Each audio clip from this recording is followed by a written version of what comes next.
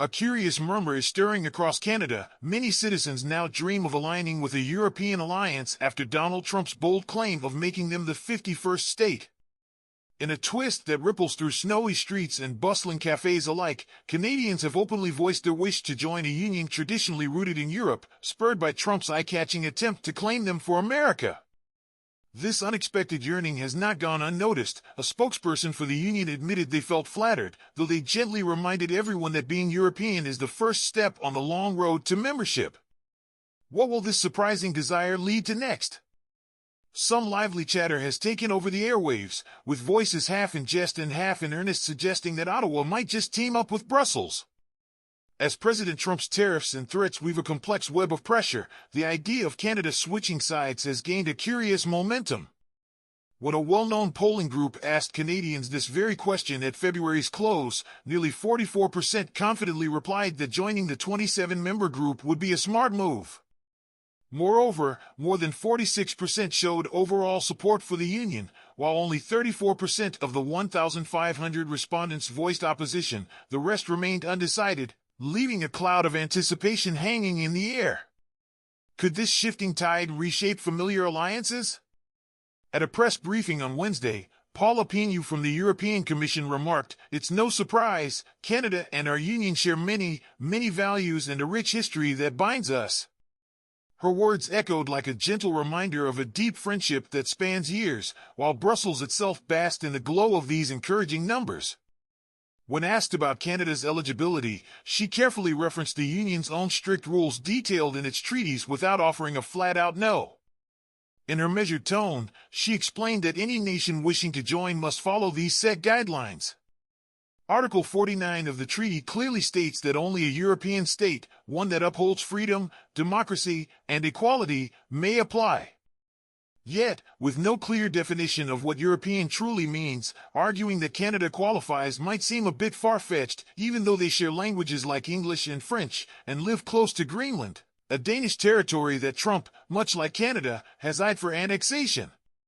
Still, a wide ocean stands as a stubborn barrier between Canada and the old continent. Will the treaty's criteria dim Canada's hopeful light? Looking deeper into economic ties, it's clear that Canada already shares a robust free trade deal with this European group, making the union its second biggest export partner after the United States. Meanwhile, Trump has repeatedly called on Canada to become America's 51st state, a demand that has sparked a fiery trade war with new tariffs on goods crossing the northern border. Even during a recent G7 meeting in Quebec, Trump's own top diplomat, Marco Rubio, had to firmly dismiss any idea of a takeover. This economic tug-of-war has only added fuel to the growing debate and stirred fresh emotions on both sides of the border. Can economic battles pave the way for political shifts?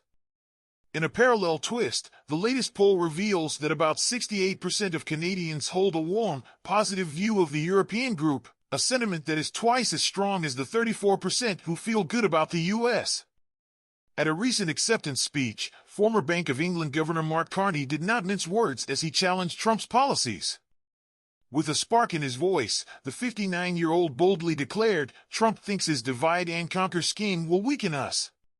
He warned that figures like Pierre Poilievre might end up splitting the country apart, leaving it easy prey for any force that demands subservience instead of brave defiance.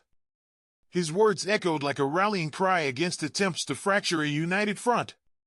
Will strong voices like Carney silence the forces of division? Adding yet another dramatic twist, anger is mounting over a peculiar digital mishap that seems to mirror Trump's ambitions. Amid his repeated warnings of wanting to pull Canada into the American fold, vigilant Canadians discovered that some of their treasured parks are now mistakenly labeled as state parks on online maps, a term that reeks of American influence. Rachel Deeren, speaking to a local news outlet, condemned this as a disgusting display of American oppression against our culture and freedom. Her words captured the raw emotion of many who see this error as a direct attack on Canadian identity. Parks like Mount Robson, Whaleboat Island Marine, and Pinecone Burke, traditionally celebrated as provincial treasures, now bear a label that feels foreign and unwelcome. With firm pride, Deeren asserted, "We are proud to be Canadian and will remain so despite the increasingly hostile moves from our southern neighbors."